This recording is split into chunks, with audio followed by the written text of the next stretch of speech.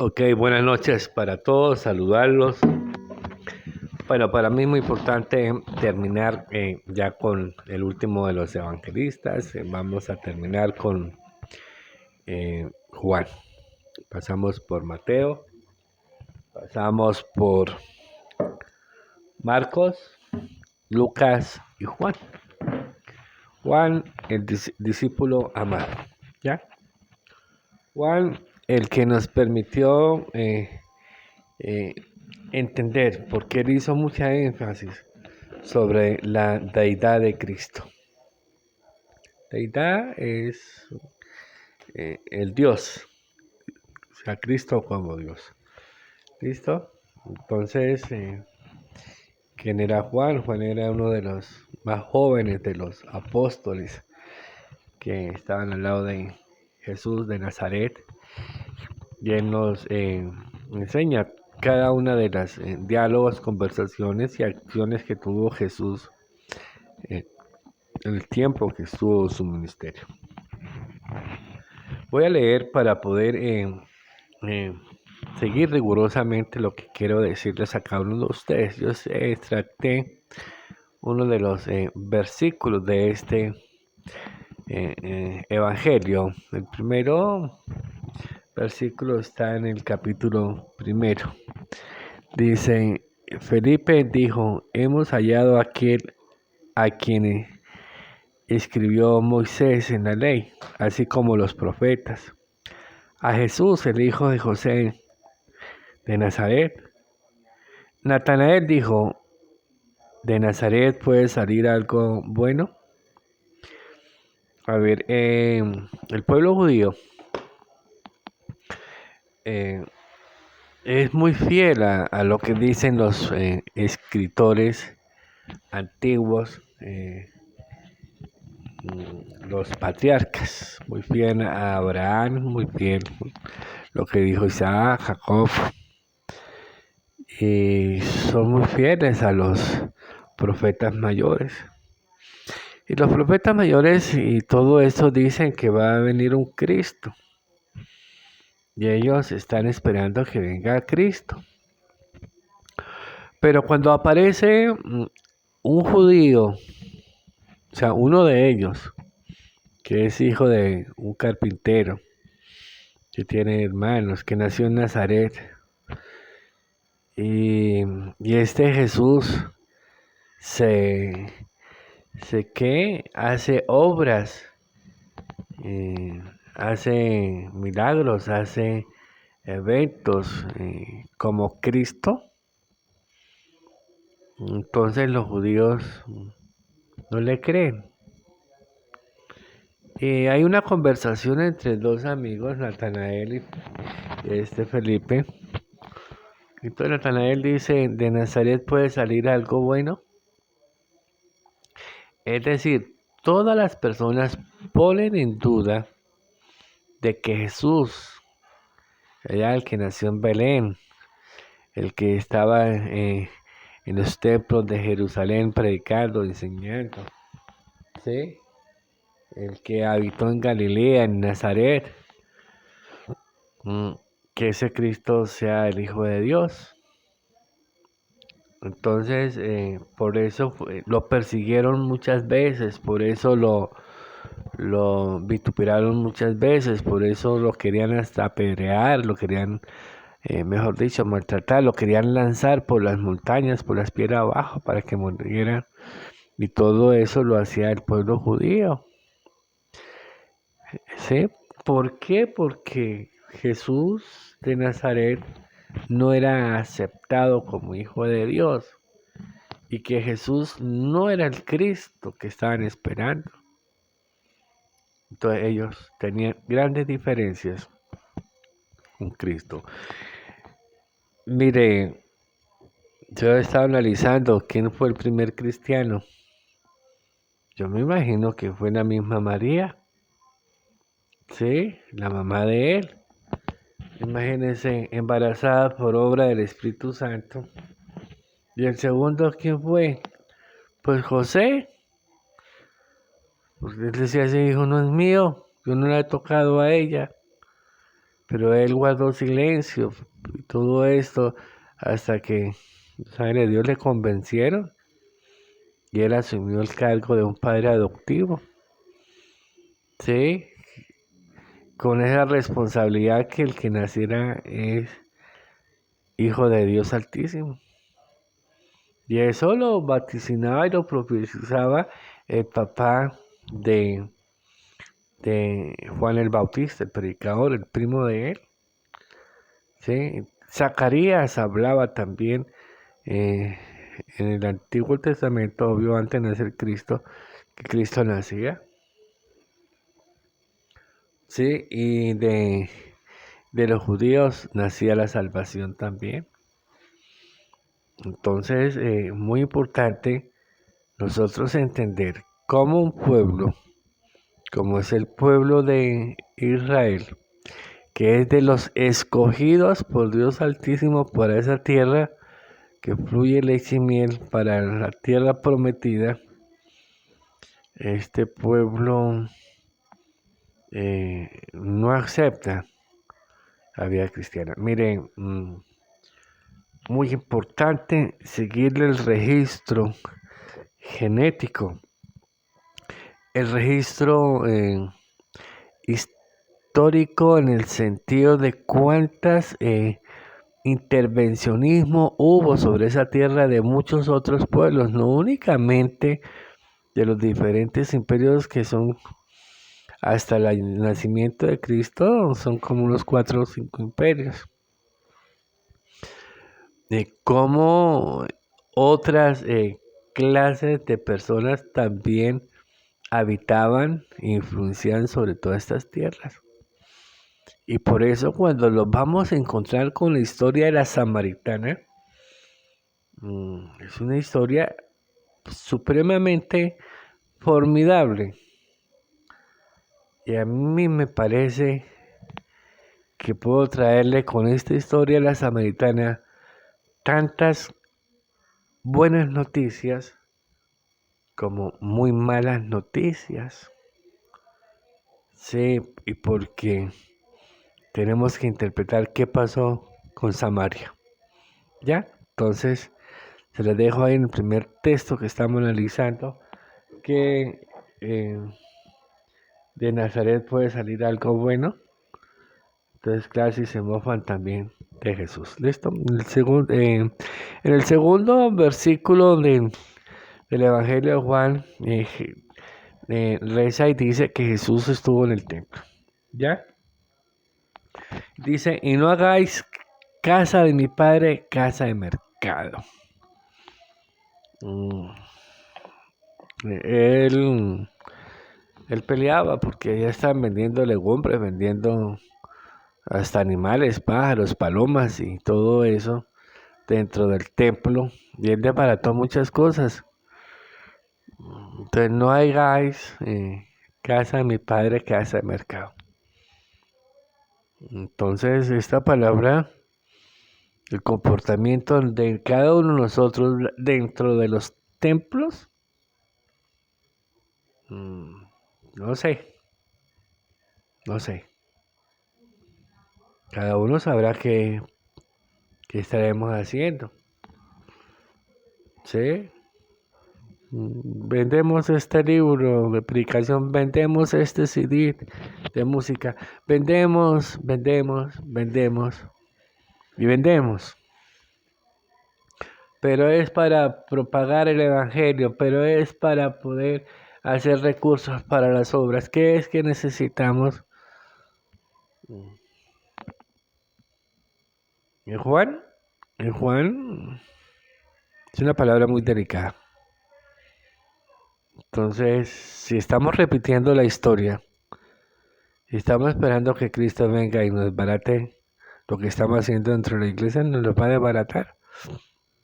Entonces, ¿para qué repetimos las historias? Y nos escudamos, nos respaldamos y no ha pasado nada no, a veces no es así. Ya, se lo enseñé a Juan. Mire, le voy a ser sincero, yo pensé que que este evangelio de Juan iba a ser lo más de fácil, que iba a predicarlo, que iba a enseñarlo, que iba a orientarlo. Pero cuando empiezo a escudriñar me veo yo con una tarea sobre mis hombros bastante difícil de poder hacerme entender qué es lo que encontré, qué es lo que he escudriñado y qué es lo que quiero transmitirles. Yo en las anteriores les decía, mire, léanse los versículos tales, léanse el monte de los olivos, el discurso en los montes de los olivos, léase tal cosa, léase la oración de tal cosa. Pero esta situación ya me ha sido bastante compleja porque creo que no puedo decirles léase tal texto, sino que tengo que leérselos para que entiendan e interpreten. Bueno, sigamos con la siguiente versículo, el cuarto. Dice acá, una mujer samaritana. Entonces Cristo iba de Judea a Galilea y tenía que pasar por Samaria, a un pueblo que se llama Sicar. Es una heredad de Jacob, que Jacob le regaló a su hijo José. ¿Ya? Entonces, entre conversaciones de Cristo con la mujer samaritana por el agua que le pidió, entonces dice, ¿acaso eres tú mayor que nuestro padre Jacob? Decía la samaritana. Nuestros padres adoraron en este monte, y vosotros decís que es en Jerusalén el lugar donde se debe adorar. A nosotros nos parece una lectura muy sencilla, muy fácil, pero como no entendemos, no interpretamos contextos históricos, entonces nos estamos perdiendo, no sé, es una gran pérdida por no conocer, por no detenernos a leer. Yo siempre le he recalcado a mis hijos que aprendamos a leer. Están en la escuela, aprendan a leer. Están en el bachillerato, aprendan a leer. Están en la universidad, aprendan a leer. Están desarrollando el ejercicio profesional ya como esposos y todo esto. Aprendan a leer. Aprender a leer es contextualizar todo, ponerse en los zapatos del otro, interpretar todo un fenómeno que gira alrededor de las condiciones que va a la lectura como tal. Y nosotros nos volvemos muy facilistas para leer porque nuestro espíritu de investigación es muy liviano, entonces esas lecturas se desarrollan sin muy poca de convicción. Entonces venga, en verdad, yo casi les ruego, lean Samaria, lean el Evangelio de Juan, capítulo 4, una mujer samaritana. Leanlo e interpretamos. Entonces les quiero decir ciertas cosas. Vamos a remontarnos historia antigua. En el año 1000 antes de Cristo apareció David. ¿Ya? Después llegó Salomón en 960. Enseguida llegaron los hijos de Salomón y se dividieron dos imperios. El imperio del norte y el imperio del sur. El imperio del norte pertenecía a lo que se llama Israel. Y en el imperio del sur lo que está Judea. Sí, aquí abajo. En el norte, los reyes hicieron lo malo ante los ojos de Dios. Ellos hicieron templos hasta para adorar a Satanás, al Baal, al demonio. Hicieron muchos templos, adoraron de todo, siendo herederos del reino, siendo hijos de los patriarcas. Entonces, esta gente, los del norte, incluso 500 años antes de Cristo, 600 años antes de Cristo, eh, eh, en Israel establecieron dos templos también arriba y tenían nombre de otros dioses, ¿ya? Y allí estaba ubicado Samaria. Samaria era la capital de Israel en ese tiempo. Samaria. Entonces, ¿qué pasa? Cuando hubo la problemática con Israel, que llegaron los diferentes imperios y reinos a atacarlas, pues muchos israelitas fueron puestos presos, asesinados y sacados de esas tierras. Y sobre esas tierras trajeron gente de Babilonia, gente de Persia, gente de otras partes a vivir y apoderarse de esas tierras. ¿Y qué pasaba? Pues ellos traían otras culturas y traían otras religiones y traían otros dioses. Y se aferraron a eso. Entonces, ¿qué sucedió? Pues sucedió que ya vinieron el imperio babilónico, vino el imperio morreo, todo esto, el imperio romano, ya llegando aquí a Cristo. Entonces estos israelitas eh, dicen eh, adorar al Padre Altísimo que nosotros conocemos, a Jehová, ¿sí? Pero también adoran a otros dioses y rinden culto a otros dioses. O sea, no son verdaderamente adoradores de Dios. Entonces, ¿por qué? Porque ellos, es muy fácil decir que tienen dos dioses. Pues claro, muchos de ellos no tienen la genética hebrea, no tienen la genética judía, ¿sí? Entonces, cuando ya Cristo va a Samaria y se encuentra con la samaritana, pues hay que entender que ella dice que nuestro padre Abraham, que el pozo de Jacob, que le dio, que era heredad para José. Ellos reconocen que de alguna forma, sí, hay un legado cultural ahí, pero ellos también, eh, por su acervo cultural, tienen otros dioses. Entonces, ¿qué pasa con la división de Samaria y con la división de los hebreos? Miren, mucha gente de Palestina, de Israel, que tenían que pasar para llegar a Galilea, por Samaria, ellos incluso no pasaban por ahí para evitar discordias con ellos, y entonces se iban por el Jordán y más adelante volvían y se metían al río Jordán con tal de no tocar tierra de Samaria. Y lo mismo eran los de samaritanos, no eran gustosos con esta gente. Lo que quiero dar a entender es nosotros hoy en día, ¿a qué nos parecemos? ¿Será que somos como los samaritanos? Decimos adorar a Dios Altísimo con una mano y con la otra mano estamos adorando a los dioses de los otros templos.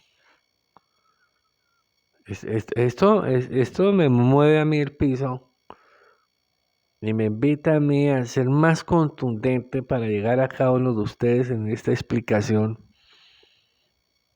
porque, porque Cristo mismo habla con la samaritana, ¿ya? Y Cristo fue precisamente a eso, a que las personas interpretara y entendiera y reconociera a ellos mismos por su forma de ser. Entonces, hay un momento.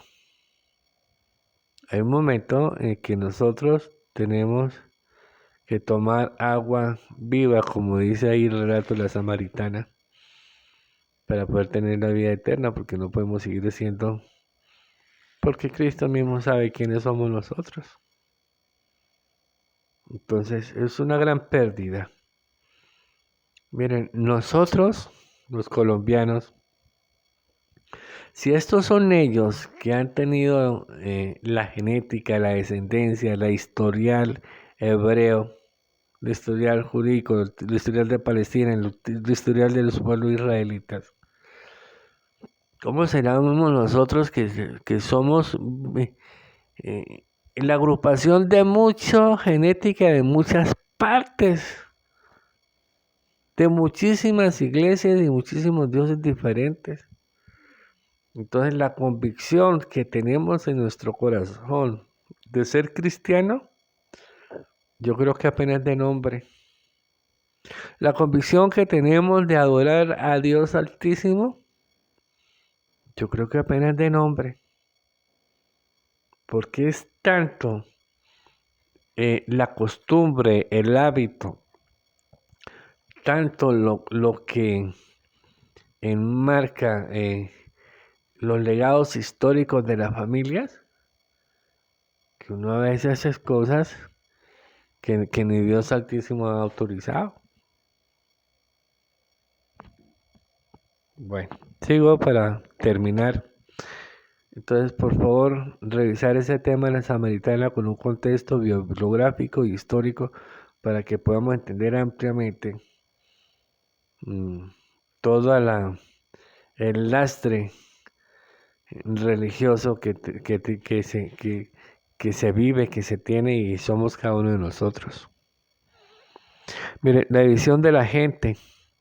Allá por ahí hay otro paso donde Nicodemo decía, mire, nuestras leyes no permiten sentenciar a un hombre sin que él sepa qué delito ha cometido. Entonces, ¿cómo van a judicializar a este hombre que era Jesús de Nazareno? ¿Cómo lo van a piturar que tenía blasfemia, que tenía un montón de cosas, si él no se había hallado de nada? Tenía razón, Pilatos cuando le dijo es que, y Herodes, porque es que envidia que te tienen. Y termino acá en otro texto, el 12. Mire, en el 12 habla sobre la entrada triunfal de Jesús en Jerusalén, igual que los anteriores evangelistas. ¿Ya? Jesús entra a Jerusalén. Sí. Ahí está el último discurso de Cristo. El último discurso de Cristo es impresionante. Como el número 14, voy a preparar un lugar para vosotros, y el 17, oración de Jesús. Jesús se funda, o sea, se empalma, se enlaza, se entreteje, se aferra a la humanidad, ¿sí? En su gran amor, y se presenta al Padre con la humanidad. Y dentro de una de las oraciones dice, todos los que me han dado, no he perdido ni uno, aquí estoy con ellos. Entonces, si el trabajo de Jesús es presentarnos al Padre, y Jesús mismo ora por nosotros, y Jesús mismo, hasta el último discurso que tuvo, eh, sabiendo qué era lo que le iba a acontecer antes de su muerte, él fue muy claro quién era él y quién era el camino del Padre. Entonces, no nos perdamos de leer el Evangelio de Juan, que si usted realmente quiere ser fundamentado en Cristo Jesús, les recomiendo que leamos estos versículos que estoy retrotrayendo. Un abrazo. Terminé los evangelios.